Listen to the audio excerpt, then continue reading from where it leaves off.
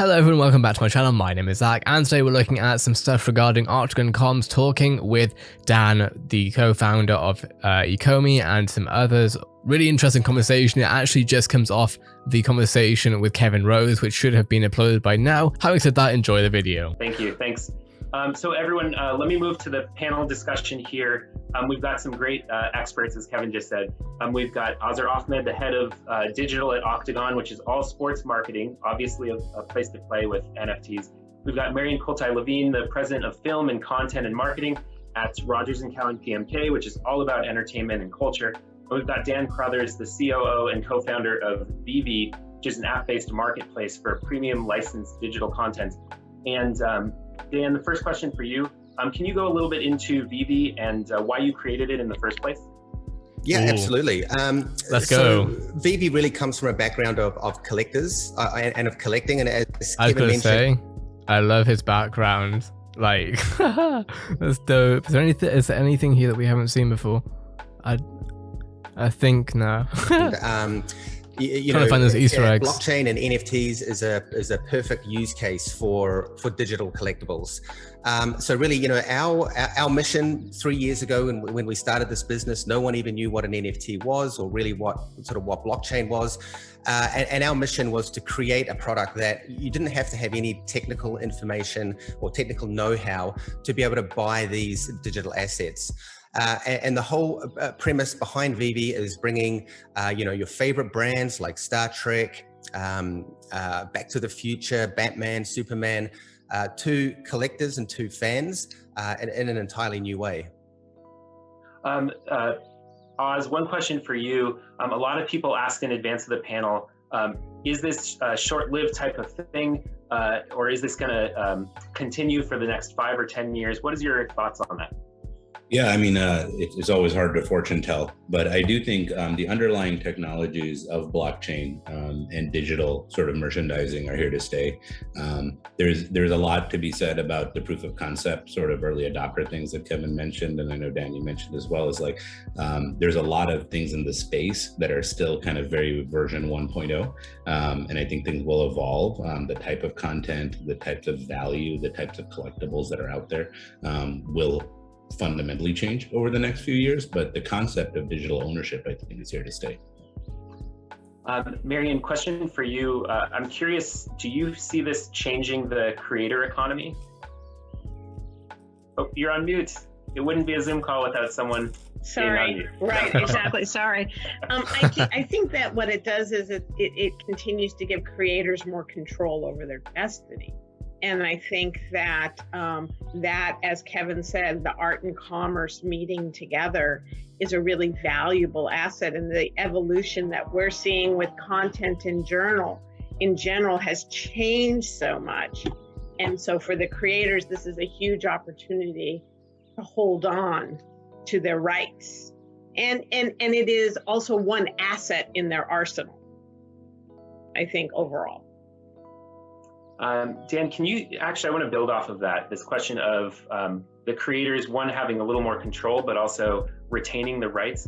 Can you explain how that works and what that opportunity is for the content creator? Yeah, absolutely. So, one of the advantages with blockchain and smart contracts is that there is always a digital record.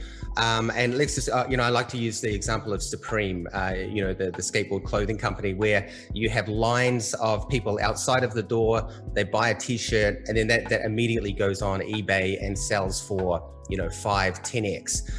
Now, Supreme don't get any cut of that because there's no way for them to be connected with that secondary sale. However, with blockchain, which is basically just an immutable record of transactions, it actually allows the licensors to be continuously part of that ongoing secondary sale. And what we do in our system is that anything that sells in our secondary market, our licensors continue to get a small percentage of that sale forever. And I think this is really quite a fundamental change in the licensing It's flipping world. huge. I actually want to stick with you because a question just came in that I think very relevant to you specifically. The question was about eco-friendly. Which platforms are eco-friendly, and what does that look like? And thank you, Jenna Young, for submitting that question. Mm.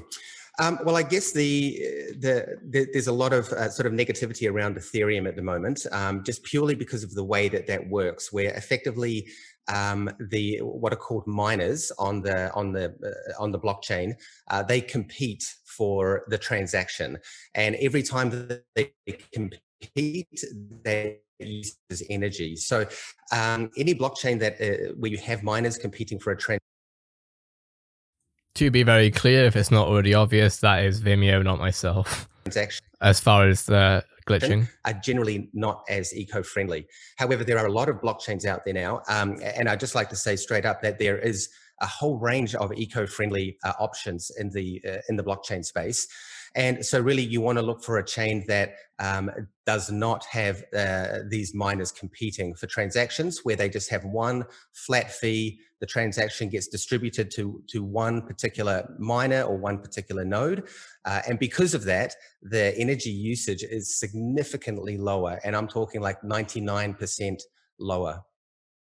Yeah, I think that my perception of a lot of this has to be contextualized, where if a lot of people listen on their phones to music on YouTube and they're having the video play, but they're putting the phone down, right? And that's actually taking a lot more energy and it actually has an environmental impact. When you look across very different places in the economy, there's that environmental impact. So no surprise that we're seeing it here. Oz, a question for you. Around counterfeits and thefts. Have you seen that as an issue in this space? I do think I'd love Dan's take on this as well, but I do think the thought of the seedy underbelly of counterfeit, sort of digital goods is always going to be a reality there. I think for most people, I wouldn't focus on that as kind of the primary point of NFT sort of content creation and distribution, but I think there are realities around a lot of those things that I think will just be no different than any other sort of electronic and digital sort of commerce that's out there. I would say for most, brands, probably the focal point will be, how do I look at this as part of my publishing model and kind of my content strategy, more so than just the commerce strategy at the onset, unless there is a strong sort of a merchandising angle. And for them, I would say it's probably more, again, just no different than what you would see in other places. So Marion, it seems like a lot of the growth in this space is based around nostalgia. I wanted to hear Dan's take on that. We saw that even with Kevin Smith. He's pulling it way back to 1994. Why is that the case? And do you think that's going to be how things proceed? Well, I definitely think, the nostalgia factor is always going to be a very strong element of it. I think they have an endemic community that's already these collectors, and that's only growing over time. And I think that is a e-commerce opportunity and has been. And the other thing that we have seen, certainly on the content side, is these shared communities and the conversations within these communities and the engagement within these communities are very valuable. And that has only, particularly over the last, I would say 14 months, 15 months of COVID, even more than before, has spread. And that engagement has become even more valuable, which then supports the nostalgia and the collector as well. And Dan, you have some great IP that is very much nostalgia based and community based. Can you tell us a little bit about some of your IP and why you've made that decision to go in that direction? Sure. So, I mean, as I mentioned in the beginning, as we came from this into this business as collectors, and for us, there are brands out there that people just love to collect, whether it's Batman, Ghostbusters, even old school for me, like Teenage Mutant Ninja Turtles, Voltron. And as Marion mentioned, there is already a huge community out there of fans and collectors. And even, we were very surprised to see that the, demographics in our app is really 25 up to 45. And it just shows that there are, collectors out there that have loved something from their childhood. And, let's face it, it's impossible to get an Optimus Prime in its original packaging now. And the cool thing about NFTs, or this kind of new digital collectible revolution, is that you now have the opportunity to not only own that IP that you loved, but also have that as a limited edition item that could potentially grow in value. Oz, a question for you. You're in the sports marketing world, of course. Help explain to me and to everyone. LeBron James shoots a buzzer beater 3-pointer at the end of the game, and that becomes an NFT. But I can just look that up on YouTube. So what's the value there? How do we help build value and make the case for that type of NFT? Yeah, I think for a lot of people, it is that point of access and the pride of ownership, the exclusivity of owning that piece of content. I think in a broader sense, and I think it relates to another question that came in around brands and how they're working within the space, is I feel like we're when I say we're 1.0, like, as content evolves, as things get more sophisticated, you could see a 360 immersive video of that moment at a sporting event or a concert and getting what a captured. good response. And to be able to own that virtual ticket to go back to that point, what a good which is response. new for somebody right now, but could be nostalgia for somebody 20 years from now, is kind of the power I would want us to frame the future. I was not expecting that. Types of content that are out there, whether it's a feature-length film or a shot during a game.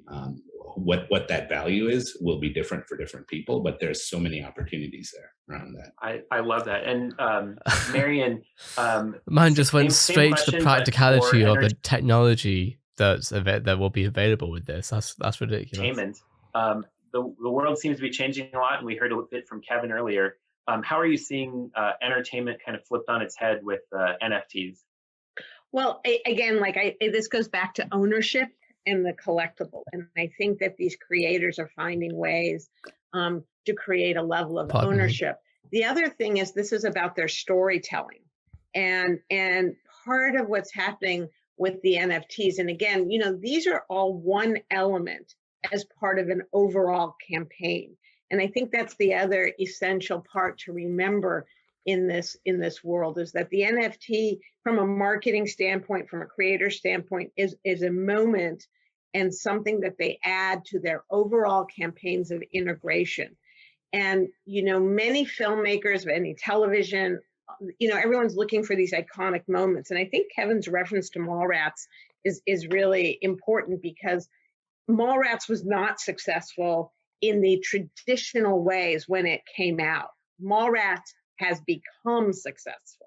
And I think that this, again, is time, perspective, the storytelling, and then what kinds of assets you can create around them. And I think that we are seeing, and we see this with YouTube, and we see this where people, or TikTok, creators are being discovered throughout their own mechanisms. And again, that ownership is coming back to them. NFTs give them that opportunity. I mean, think of an Andy Warhol print, right? An Andy Warhol print became such a coveted, owned item. Think of if you had that today through an NFT, it would be extraordinary, right? But it's that kind of artistry. Open-ended question for whoever wants to jump. Not like VeVe is literally, a marketplace, a home for artistry or anything. First, question around, the legacy of content and IP, and there's a certain type of agreement that's put in place as far as who owns it, resale, all of those details. Do brands need to create different agreements with artists when it comes to NFTs? I can jump in on that one, given that we deal with a lot of artists and a lot of licensors. I mean, typically, like any licensing agreement, they're generally standardized and they fit in between a certain royalty rate. However, there are certain artists or certain brands that may have a bigger following or are a more powerful brand that may either demand, or maybe we feel that they deserve a bigger slice of the pie. So we generally have a fairly standard. That's normal as well in social media ad revenue things, where like, for example, Twitch, if you're a partner, you'll have a favorable rate, especially if you're like one of the top, then you'll sign a contract that will, I'm assuming, give like a 10% thing to Twitch and 90% thing to the creator. But obviously when you're first started, it's always like 50, 50, 45, 55 sort of thing. That offering, and that seems to be quite well received in the with all of the licensors and artists that we use, because a lot of them coming into it, they don't really know either. And we just treat this like a normal licensing deal. You know, if I'm going to license Batman and put it on a t-shirt or a school bag, then I'm going to get X%. If you're licensing that IP into an NFT, you're going to get, you know, a similar kind of percent, depending. Yeah. Yeah, one thing I would say is that there's two parts of that, right? There's the content creation side and the content ownership side, right? And I think while we started talking about obviously content creators in that community, that's not the entirety of the NFT sort of content creation universe, right? Like for brands in particular, I would say there's a lot of various assets, and I would argue nostalgia around some of what the brands have historically created. So while talent is certainly part of that, the thought of being able to share some of your brand assets and allow people to create variations, you know, differences, remixes of those things, and to potentially maybe even allow those to be owned via NFTs could get interesting in the sense of badging and how you kind of allow people to have that ownership. So I would say for brands in particular, the low-hanging fruit is just looking at your existing sort of marketing strategy and the content strategy. And again, aligning that with also your audience strategy of where you think, to what Kevin said earlier and to what many have been saying, is how do I naturally extend those things that are already there for other touch points into this? And the itch that's worth scratching is, where does ownership potentially fit into this, and closing that loop for commerce around that, just as a natural extension of what we've already been doing within the brand space. Great. I want to shift to some questions around marketing. And this first one, Marion, if you can start, but it's a question for all three of you. What brands and creators have you seen that are doing interesting or noteworthy things with NFTs? This will be what's fun. Cool out there? I mean, I think on you know, we've seen a lot of this these announcements, everything from, you know, the Taco Bells to the Pringles to, you know, I mean, some of these brands that have jumped right into the markets. You know, I think what's going to be, you know, for me also is like they got into it very quickly with a culturally relevant moment. The question is how they maintain that and create that. I mean, I think if you can create a very thoughtful campaign from start and create that longevity with it, that engagement, I think, is so much better. So I think that, you know, what's going to be interesting to me in the entertainment side is basically 6 months or 8 months from now, where we see the Marvel universe, where we see some of these other IPs of the comic book world where people are owning the creative. I think we're going to see a lot of production companies owning their IP and only licensing it and maintaining it, a lot of original stuff coming out. And so I think we're probably 6 to 12 months from seeing the real benefit of a long-term thought out franchise opportunity, which I can speak to more on the entertainment side. I don't know, Oz, on the brand side, other ideas you might have. Yeah, I would say, you know, on the brand side, you know, a lot of those, Yum's been doing a lot of really good things with Pizza Hut Canada and Taco Bell. You know, a lot of sneaker brands are also getting into this space. So I think, again, there's two sort of mindsets with any sort of an emerging technology, and I would include NFTs in this. There's the pioneers and the settlers, right? So right now you've got kind of the pioneer brands going out and do it, toe dipping, you know, trying some fun things that are probably not terribly unexpected, but fun, right? Like, let's put things out there similar to what Kevin said, more from a content creation angle. I do think, you know, those ones that are there are already learning right now and seeing what they want to adjust and adapt with. But I do think, again, as the issues are being addressed and as they're dealing with kind of the downsides of some of the green questions and whatnot around things, I think, you know, you get first mover advantage around that. I do think there will be a wave, much more of the settlers that kind of walk in and say, yes, I'd like to do that, but here is how I think I can do it different. And I think some of those pioneers will be the settlers as well.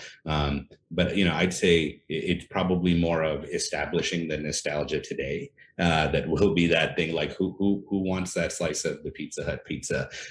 You know, 5 years from now, it'll probably be something that's much more valuable down the line. But those are all really interesting experiments to see in the marketplace. Yeah, and from our perspective, you know, really our focus is not so much on the NFT, but all about the consumer experience.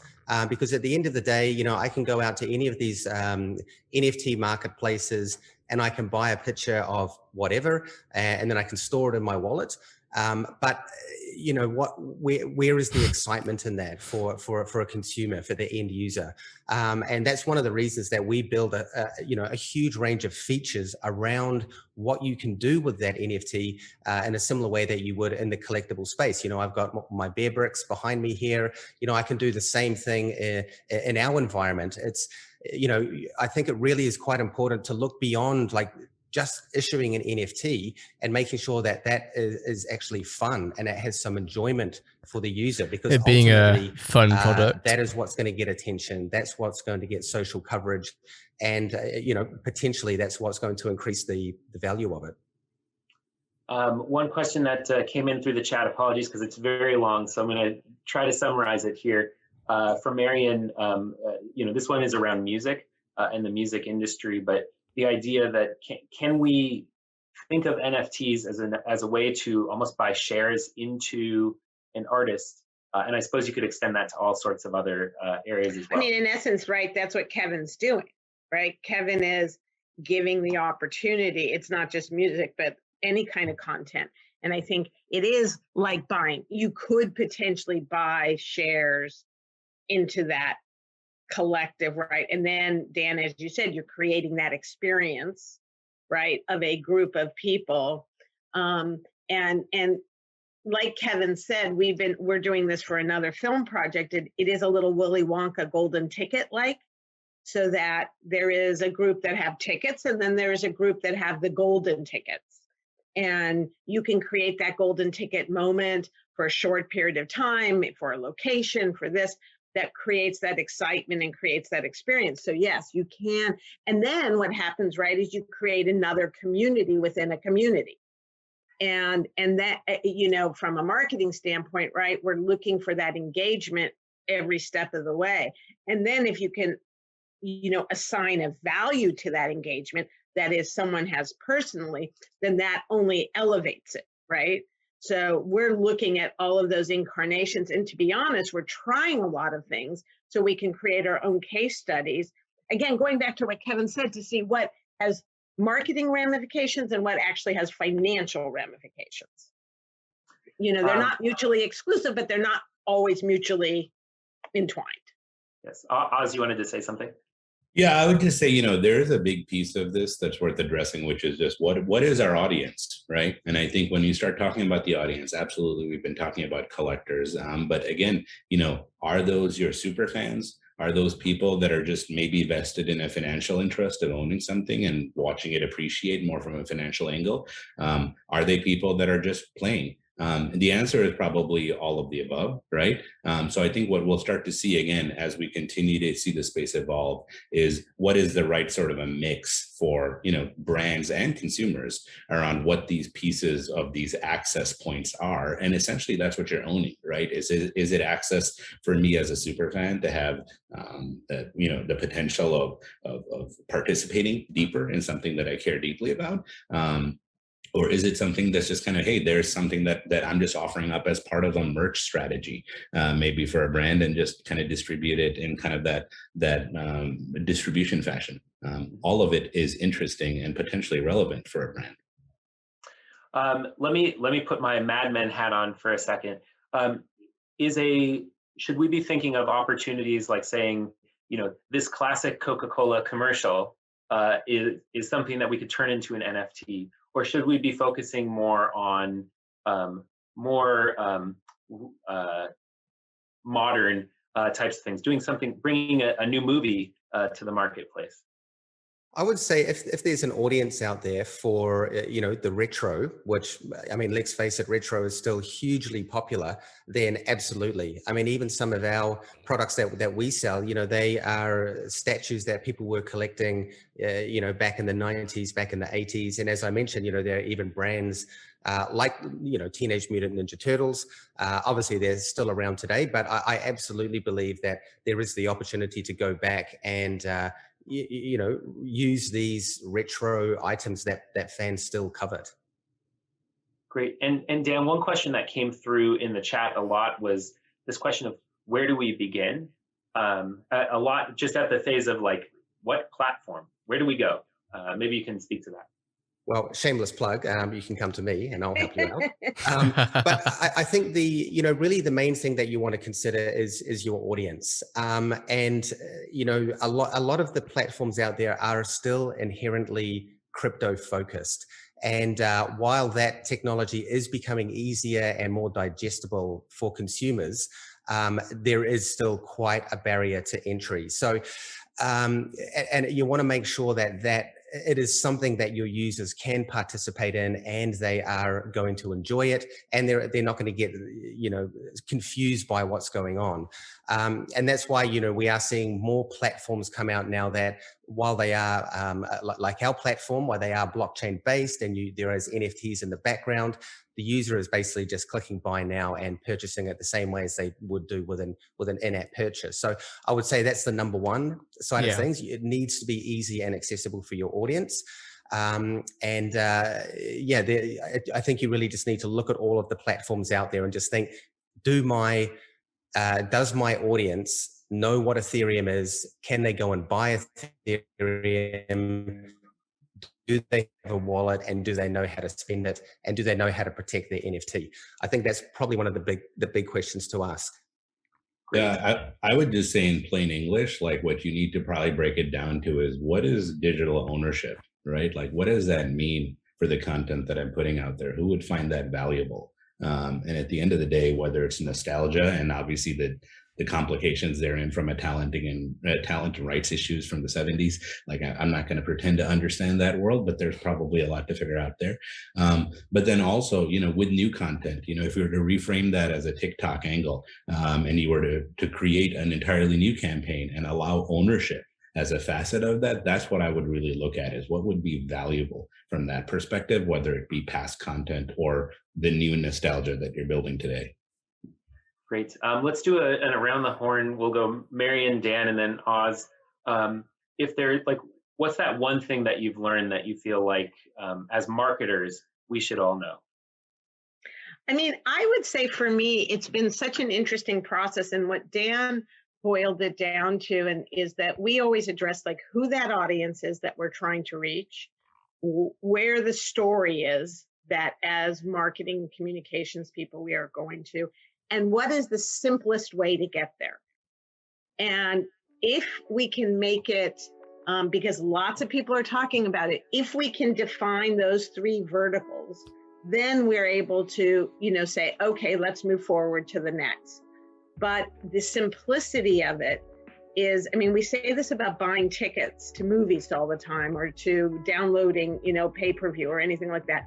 If they have to click more than once to do it, or we've lost them. So this simplification is essential. Yeah, the funnel's got to be good. And so that's how I'm looking at it. And I think I agree. The more we're getting into it, and the more we're trying things, we're developing the better way to go. So that would be my offer of advice. Yeah, from our side, I think the biggest thing that we've learned is that fans absolutely love this space. Even this time last year when we were building out the product, we were still like, are we crazy? Have we invested our time and energy in the wrong place?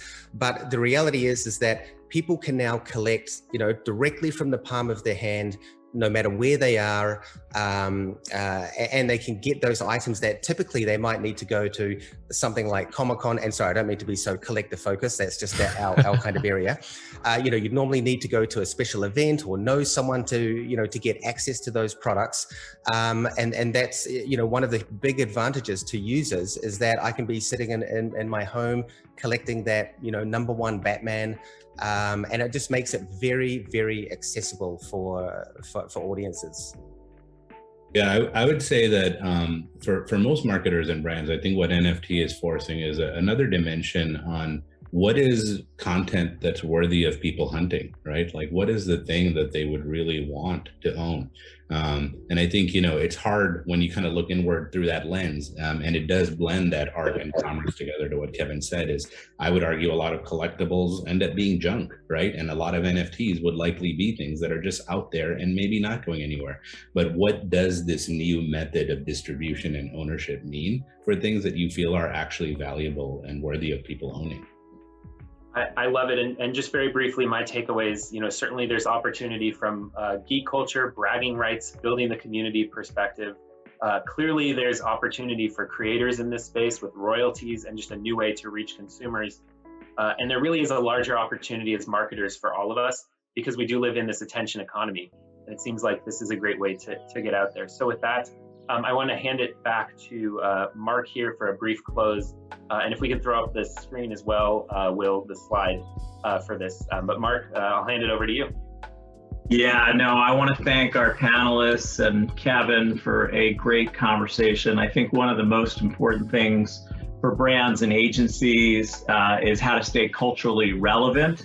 And NFTs are like esports or YouTube or streaming the original. They're at the emerging part of a new culture. I respect him saying that, because Mans is, I definitely, I've been involved and invested in esports since probably not even like early, like the first generation, because I'm in my early 20s, but I started looking into esports and being a fan, I suppose, back in maybe 2015, I guess 2014, 2013. So yeah, that's awesome. But I think I'm going to end up cutting this into 2 videos. So if you're watching this, most likely you've only been watching the second half, but the first half had Kevin Rose in it, where he was speaking about his NFT launch. I think I'm going to separate it in 2 videos. But yeah, thanks for watching, have a great day, and I'll see you in the next video.